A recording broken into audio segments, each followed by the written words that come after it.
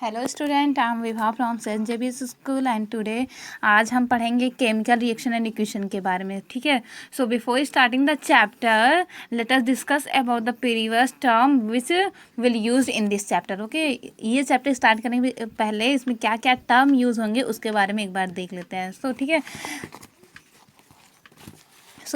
हम इसमें मतलब जो टर्म यूज़ हो गया उस टर्म के बारे में एक बार देख लेते हैं। ठीक है, एक बार मतलब रिवाइज कर लेते हैं। ठीक है, एटम्स क्या होते हैं, फर्स्ट ऑफ ऑल देख लेते हैं एटम्स क्या होते हैं। A very smallest particle which can't be divided further which can't be further divided called atom. मतलब बहुत बहुत छोटे पार्टिकल जिसको हम और भी डिवाइडेड नहीं कर सकते उसे एटम कहते हैं। ठीक है, जैसे आप चॉक ले लो, ठीक है, उसे और एकदम छोटा छोटा पार्टिकल में डिवाइड कर दो, एकदम छोटा छोटा पार्टिकल, फिर उससे भी छोटा ना कर सको उसे एटम्स कहते हैं। हालांकि एटम्स को भी 3 पार्ट में डिवाइड किया गया है, लेकिन जो पार्टिकल में होता है वो पार्टिकल में जो ये सबसे छोटा पार्टिकल एटम होता है। मतलब ये जो है the very smallest particle which can not be further divided कर देता। जैसे आपका ये है, ये पेज है, इसका एक छोटा सा पार्ट ले लो। ठीक है, इसमें इतना इतना ढेर सारा पार्ट कर दो कि उससे छोटा ना कर सको, उसे एटम बोलते हैं। मतलब सबसे छोटा पार्टिकल को एटम्स बोलते हैं। ठीक है, देन देखते हैं मॉलिक्यूल क्या है।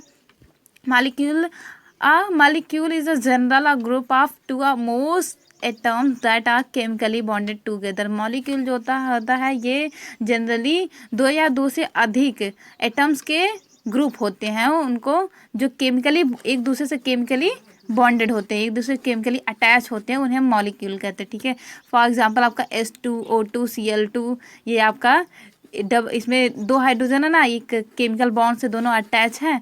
सो जो आपका ये H2O2 these are example of molecule. ठीक है, नेक्स्ट टर्म इसमें क्या यूज़ होगा उसके बारे में देखते हैं, chemical change and physical change. तो फिजिकल चेंज क्या होता है, जैसे आपका मेल्टिंग ऑफ आइस है, बॉइलिंग ऑफ वाटर है, mixing of sand with water है, मेल्टिंग ऑफ आयरन। मतलब when two or more substance react with each other and, मतलब फिर वो कोई नया सबस्टेंस ना फॉर्म करे। मतलब जब 2 या 2 सबस्टेंस आप एक में मिक्स करोगे तो आपका जो उसकी फिजिकल चेंज है उसमें कोई भी परिवर्तन ना, कोई भी चेंजिंग ना आए, उसे फिजिकल मतलब उसके फिजिकल चेंज कहते हैं। ठीक है, जैसे आपका मेल्टिंग ऑफ आइस है। ठीक है, तो मतलब फिजिकल चेंज आपका क्या है, जैसे कोई भी सबस्टेंस है आपका, अब उसका क्या हुआ, फिजिकल में चेंज हुआ। ठीक है, उसकी जो फिगर में है वो फिगर में चेंज हुआ है आपका, और फिर वो वापस से अपनी जो पोजीशन था वही पोजीशन को फिर से रीगेन कर ले। ठीक है, तो उसे फिजिकल चेंज कहते हैं।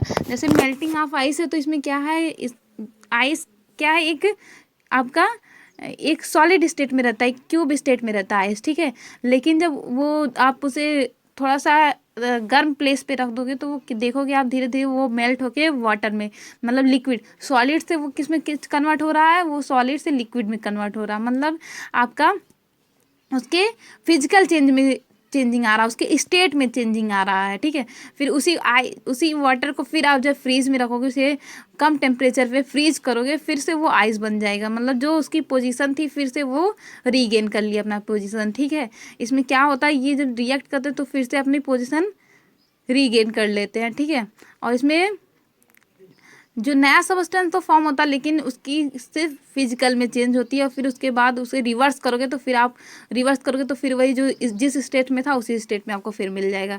बॉइलिंग वाटर का बॉयल करना, जिससे आपका वाटर बॉयल किए उससे भाप निकली, फिर भाप को आप कलेक्ट करके फिर थोड़ा सा ठंडा करोगे तो फिर वो वाटर बन जाएगा। जैसे आप चावल देखते हो, चावल जब आप बॉयल करते हो तो उसके ऊपर जो प्लेट रखे रहते हो, तो जो भाप निकलती है ऊपर जाके देखते हो आप, छोटी छोटी बूंदें रहती है, नहीं वो बूंदें आ जाती छोटी छोटी, फिर नीचे टपकती है, तो वो मतलब वहाँ क्या होती है, वो भाप बाहर निकल नहीं पाती हैं, वो ऊपर जाके ऊपर जाती है, ऊपर जाने के बाद वहाँ थोड़ा ठंडी होती है, वहाँ फिर कंडेंस होकर वो नीचे गिरती हैं। ठीक है, तो मतलब उसमें भी वेपर से क्या लिक्विड में आपका आ रहा है। Mixing of sand with water, मतलब सैंड वाटर में आप सैंड बालू मिला दीजिए, फिर कि आप उसे अलग कर सकते हो ना, उसे फिल्ट्रेशन, मतलब उसे छानोगे जब आपका सैंड अलग हो जाएगा और वाटर अलग हो जाएगा। ठीक है, मेल्टिंग ऑफ आयरन का पिघलना, आयरन है अभी उसे ज़्यादा हीट करो तो वो पिघल जाता है। ठीक है, फिर उसे हीट करके उसे उसी शेप में, जिस शेप में था उसी शेप में ला सकते हो। बट केमिकल चेंज में क्या होता है, इसमें when two or more substance chemically react करके एक नया सबस्टेंस फॉर्म करते हैं, ठीक है। केमिकली रिएक्ट करके एक नया सबस्टेंस फॉर्म करते हैं और वो अपना ओरिजिनल फॉर्म में फिर ना आ पाए, ठीक है। जैसे बर्निंग ऑफ वुड है, वुड को क्या आपने जलाया, लकड़ी ले लिया सपोज, लकड़ी को फिर आपने उसे जला दिया और जलाने के बाद आप देखते हो राख मिलती है और आपकी कुछ गैसेस उसमें से निकल जाती हैं। क्या उस राख को फिर से आप लकड़ी बना सकते हो? नहीं। मतलब इसमें क्या होता है, जब दो से अधिक सबस्टेंस केमिकली रिएक्ट करके एक नया सबस्टेंस, केमिकली रिएक्ट करके मतलब वहाँ ऑक्सीजन के प्रेजेंस में वो रिएक्ट कर रहे हैं ना, तो वो ऑक्सीजन से प्रेजेंस में रिएक्ट करके ऑक्साइड फॉर्म कर रहे हैं। तो इसका मतलब जब दो सबस्टेंस केमिकली रिएक्ट करके एक नया सबस्टेंस फॉर्म करते हैं तो और वो फिर से अपना ओरिजिनल फॉर्म ना ले पाएँ, जिस फॉर्म में थे वो उस फॉर्म में फिर से आप उसे नहीं रिवर्स नहीं कर पाओ, तो वो केमिकल चेंज में आता है। जैसे आपका बर्निंग ऑफ वुड है, डाइजेशन फूड है, जो आपने खाना खाया और उसे डाइजेस्ट कर दिया, क्या फिर से वो फूड को उसे फूड में कन्वर्ट कर सकते हो? नहीं। कुकिंग ऑफ एग है, एग आप देखो पहले लिक्विड स्टेट में रहता है, जब उसे कुक कर दोगे तो वो सॉलिड स्टेट में आ जाएगा। क्या वो सॉलिड स्टेट में जो आया फिर उसे लिक्विड में कन्वर्ट कर सकते हो? नहीं। तो these are example of chemical change. And rusting of iron है, आयरन पे जंग लगना। Mixing of acid and base है, एसिड बेस को आप ऐड करोगे तो क्या फॉर्म होता है? साल्ट फॉर्म होता है। तो क्या साल्ट से फिर से आप एसिड बेस बना सकते हो? नहीं ना। तो ये these are changes occur in the chemical change. I hope आप physical change and chemical change में डिफरेंस समझ गए होंगे। नेक्स्ट केमिकल रिएक्शन क्या होता है उसके बारे में देखते हैं। केमिकल रिएक्शन है the change of one or more substance into having different composition, मतलब एक या एक से अधिक सबस्टेंस में जो चेंजिंग होती है, ठीक है। एक या एक से अधिक एक चाहे हो या एक से अधिक सबस्टेंस, उसके सबस्टेंस में जो चेंज होती है into having a different composition. और वो जो सबस्टेंस रहे, ये बहुत इंपॉर्टेंट है, जो सबस्टेंस आप रहे जिसका केमिकल चेंज हो रहा है उसका डिफरेंट कंपोजिशन रहे एंड डिफरेंट प्रॉपर्टीज रहे, कॉल्ड केमिकल रिएक्शन, ठीक है। फॉर एग्जाम्पल आपका केमिकल रिएक्शन का formation of curd from milk, milk से दही बनना, rusting of iron, burning of wood, cooking of rice, these are example of chemical reaction, ठीक है।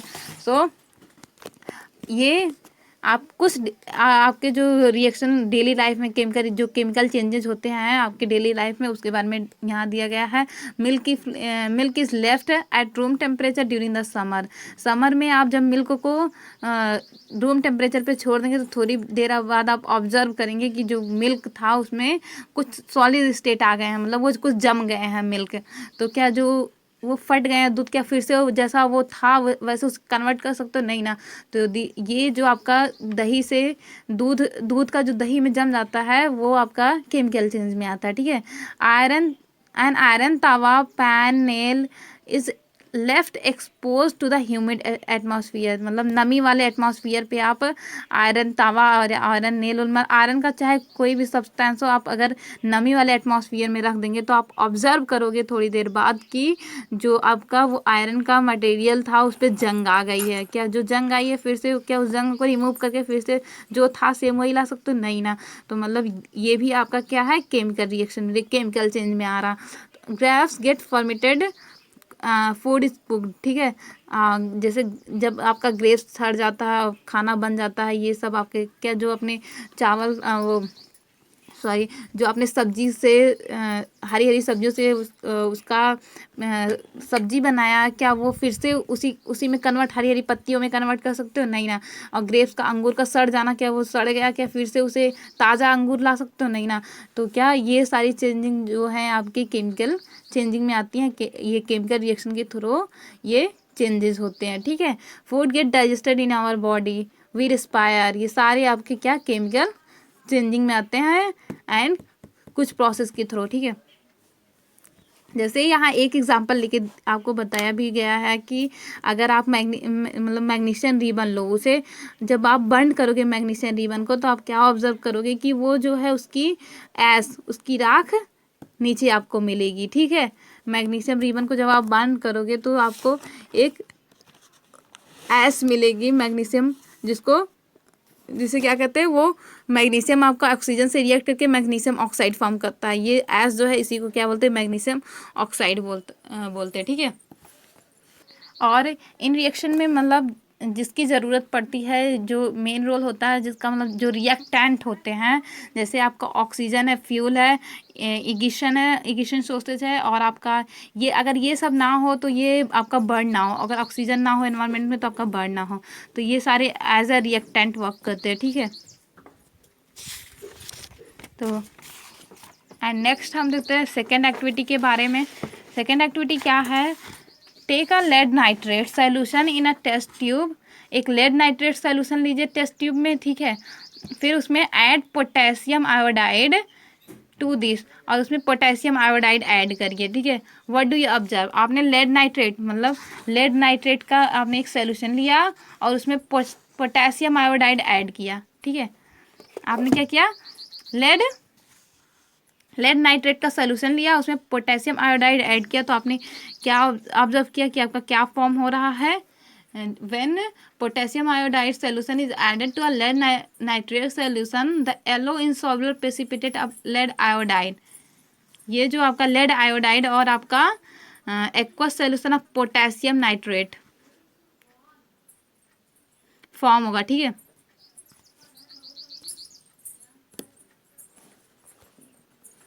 आपने क्या ऑब्जर्व किया कि जब आप लेड नाइट्रेट सोल्यूशन लेते हो और उसमें पोटेशियम आयोडाइड ऐड करते हो तो आपका क्या फॉर्म होता है? आपका प्रेसिपिटेट ऑफ लेड आयोडाइड, आपका लेड आयोडाइड का एक येलो कलर का प्रेसिपिटेट फॉर्म होता है। एंड प्रेसिपिटेट क्या होता है? जैसे आपका जैसे एग्जाम्पल के बताते हैं, जैसे आपका चाय है, ठीक है, उसमें आपने क्या क्या ऐड किया? दूध ऐड किया, चायपत्ती ऐड की, अदरक ऐड की, ठीक है, मिर्च ऐड की।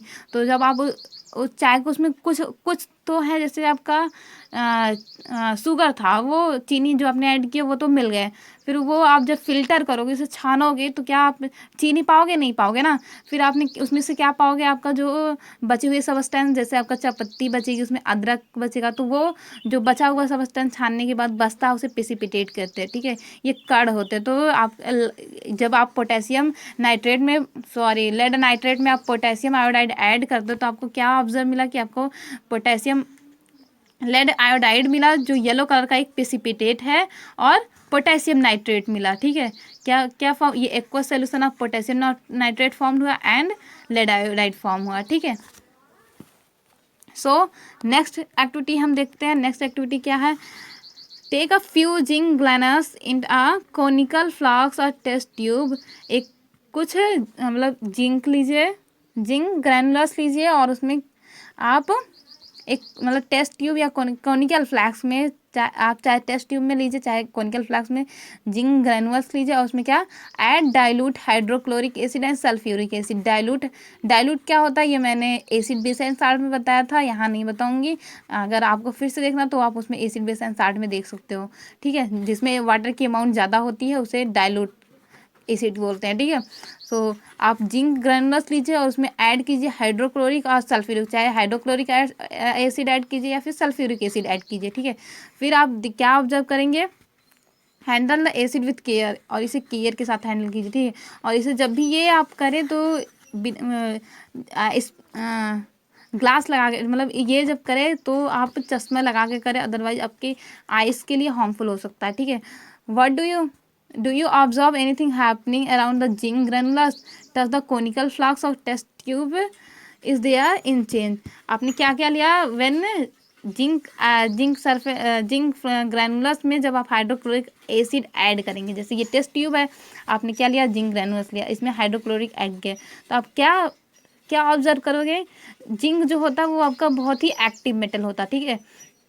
सो जब ये रिएक्ट करेगा विद डाइल्यूट हाइड्रोक्लोरिक एसिड से तो क्या फॉर्म करेगा? जिंक क्लोराइड फॉर्म करेगा, ठीक है। जब जिंक आपका रिएक्ट करेगा हाइड्रोक्लोरिक एसिड से तो क्या? जिंक क्लोराइड फॉर्म करेगा, और हाइड्रोजन गैस उसमें से जो है वो रिलीज होगी। आप देखोगे जब इसे बंद कर दोगे तो आप यहाँ से देखोगे कि आपकी एक हाइड्रोजन गैस जो रिलीज हो रही है, ठीक है। If we touch the conical test tube we can feel a presence of hotness as there is the essence of sense is temperature, so it is exothermic. जब आपने इसमें जिंक में हाइड्रोक्लोरिक एसिड ऐड किया तो इसमें से क्या आपकी जिंक क्लोराइड फॉर्म होता है और हाइड्रोजन गैस जो है वो बाहर की तरफ निकलती है।